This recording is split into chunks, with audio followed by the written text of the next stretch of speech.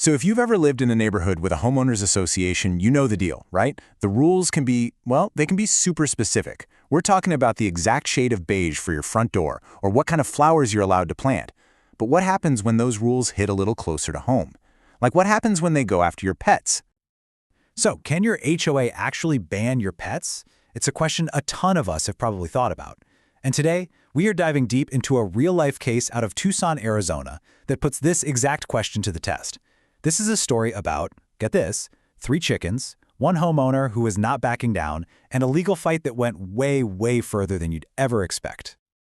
All right, so let's walk through the timeline. It all kicked off in April of 2023. A homeowner named Virginia Guest gets a simple violation notice from her HOA. But what started as just one little piece of paper? Well, it snowballed fast. We're talking emails, cease and desist letters, the whole 9 yards. It all led to an official hearing that October, with a final decision coming down just a month after that. And what was at the heart of this whole conflict? 3 pet chickens. That's it. The HOA was clear. They said the chickens were a violation of the community rules and they had to go. Simple as that. But here's the kicker. The homeowner, Miss Guest, she looked at the exact same rulebook and came to a completely different conclusion. She was not about to give up her feathered friends, and that single disagreement is what lit the fuse on this whole thing. Okay, let's break this down, and we'll start with the homeowner's side of the argument. You see, Virginia Guest didn't just, complain or get upset. No, she built a full-blown legal case to defend her chickens, and she was ready to present it at the official hearing. And what's so wild about this whole thing is that the entire case, all of it, came down to this one single sentence in the community's rulebook. I mean, both the homeowner and the HOA pointed to the very same words to prove that they were right. So how on earth is that even possible? Well, let's get into it. So it all came down to how you read this rule. The HOA's argument was pretty straightforward. They looked at the first part, which says no fowl, poultry may be kept, and, chickens are poultry. Case closed, right? Well, not so fast. Ms. Guest zeroed in on the exception that comes right after, except that a reasonable number of parakeets or similar household birds may be kept. Her whole argument was that her pet chickens were in fact similar household birds. So her case really had 3 main pillars. First, she argued that the rules actually did allow her chickens thanks to that similar household birds exception. Second, she claimed the HOA hit her with an illegal fine, a charge of $16.20 for certified mail.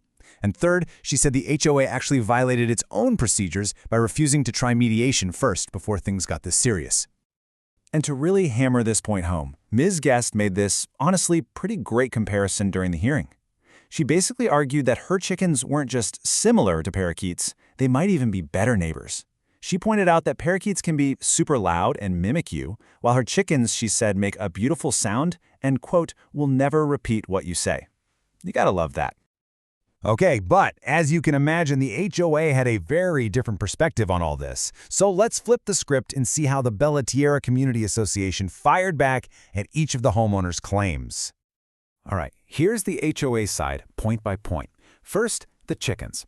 They said, look, the plain language of the rule is crystal clear. It bans poultry. Chickens are poultry. End of story. On that charge, they argued it wasn't a fine at all. It was just a fee to cover their costs for sending certified mail.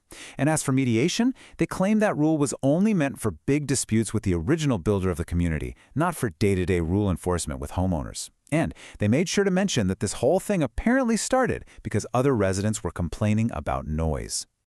And isn't it funny how a legal fight that costs, over $1,000 in filing fees could get so hung up on such a tiny amount of money?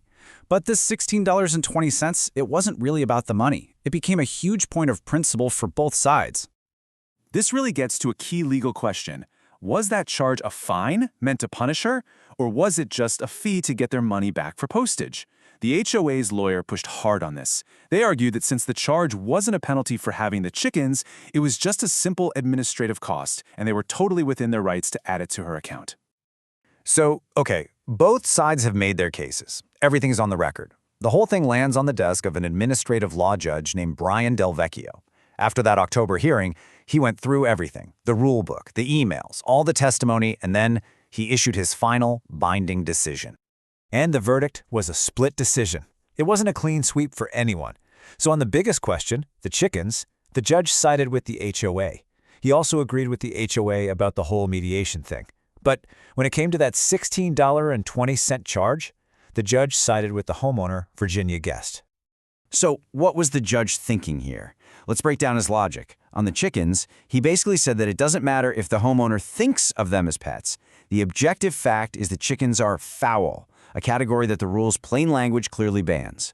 He also agreed, the mediation rule didn't apply in this situation.